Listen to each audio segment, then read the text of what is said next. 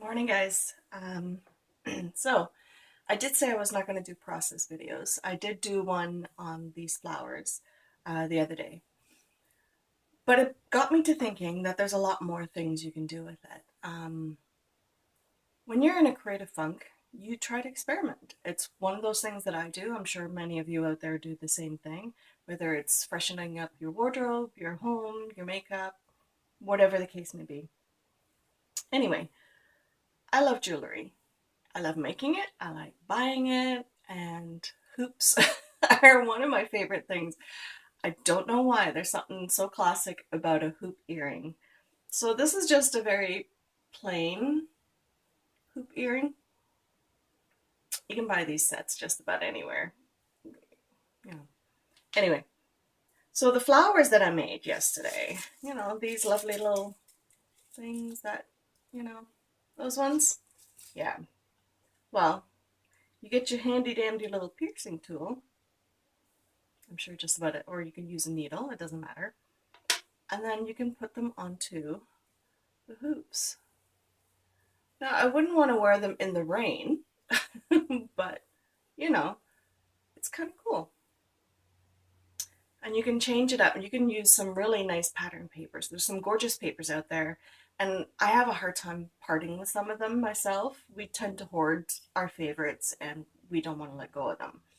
But one of the ways where you can preserve them a little bit more and keep them a little bit more special for yourself is to maybe make them into jewelry.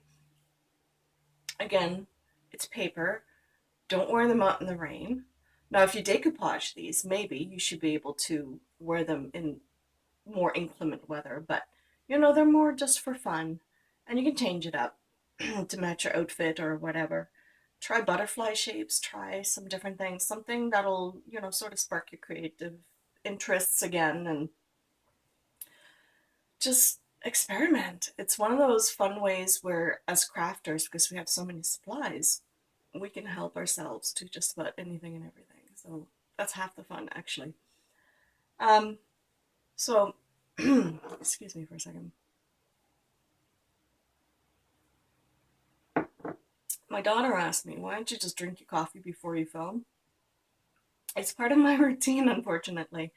I go and get up and feed the dog. I make coffee, and then I go and get dressed, and then I go grab my coffee, and then I come in here. So it's kind of nice to have a routine.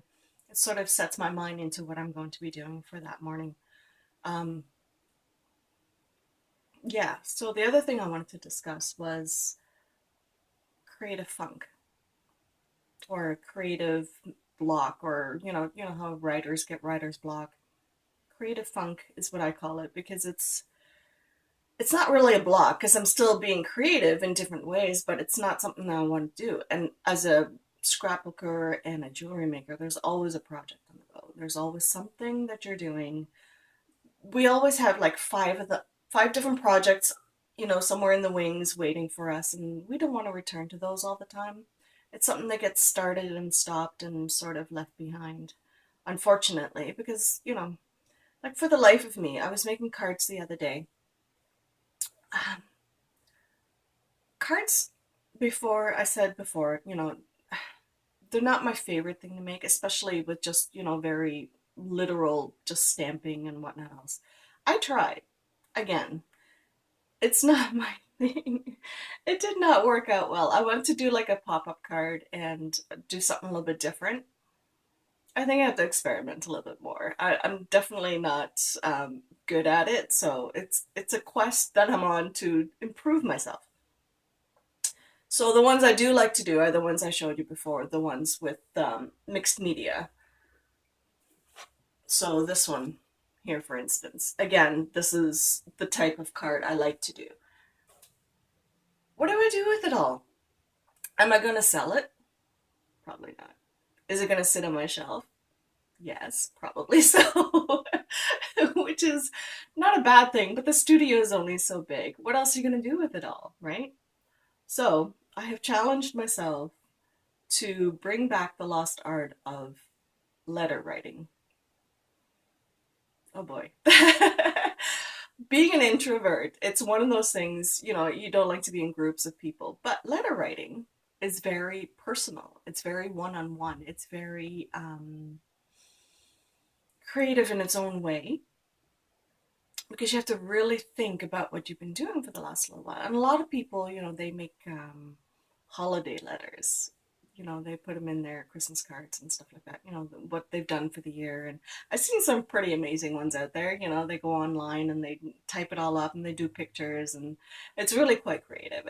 I don't go as far as that, obviously, but which is okay. There's nothing really overly exciting in my life anyway that warrants a whole, sheet like that. But there are little things that I would like to let people know what's going on.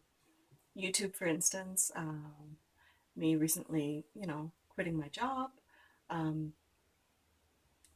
my daughter getting engaged, moving out, getting a puppy, you know, just daily life, just things in general. So it's one of those things I would like to revive in my own life.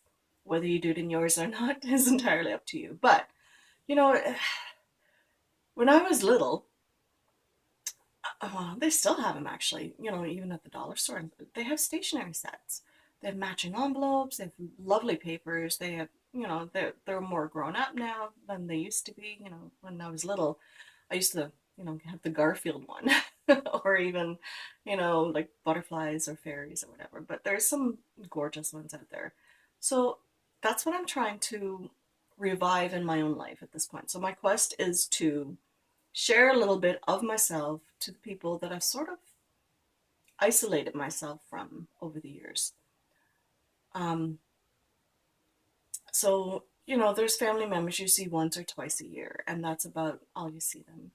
And, you get that Christmas card or you send one away, and maybe an Easter card. I don't know if people do that anymore.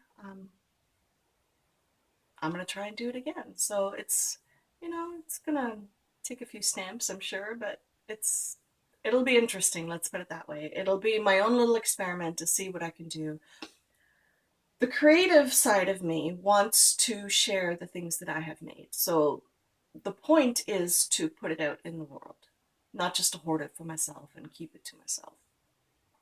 So between sending out my cards, which I love making, the multimedia ones, the other ones I'm still practicing on, and earrings. Why not send a pair of earrings in the mail to a friend or, your sibling or whatever, your sister? I don't know if your brother wears earrings, fine, by all means. But, it's a simple thing, and you can coordinate it with the card, with the papers. Choose your favorite papers, the one you're really, really hoarding for yourself, and challenge yourself to make something with it, to make a card, to make some earrings, to make something completely different. You can do a little notepad holder for on their desk. So when they're looking at it, they're thinking of you because you created it for them. So for me, the lost art of letter writing will be January's quest. This ought to be interesting. So I hope you'll join me.